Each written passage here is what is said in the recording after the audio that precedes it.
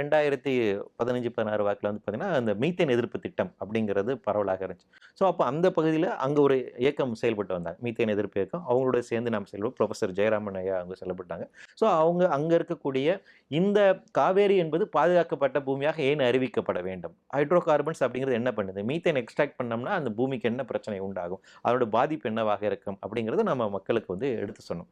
So அந்த இது நாங்கள் செய்து கொண்டிருக்கும் போது 2018ஆம் ஆண்டு வந்து பார்த்தீங்கன்னா inter government panel on climate change அவங்க வந்து ஒரு ஆய்வறிக்கை வெளியிடுறாங்க. குளோபல் வார்மிங் 1.5 அப்படிங்கிற ஒரு ஆய்வறிக்கை கொடுக்குறாங்க. முக்கியமான ஒரு ஆய்வறிக்கை. ஆனால் குளோபல் வார்மிங் பொறுத்த வரைக்கும் பூமியினுடைய சராசரி வெப்பநிலை அப்படிங்கிறது 2 டிகிரி செல்சியஸ் அளவுக்கு உயரக்கூடும். அது எண்ட் ஆஃப் தி செஞ்சுரி தான் நடக்கும்னு சொன்னாங்க. இதுதான் முன்னாடி இருந்த ஆய்வு.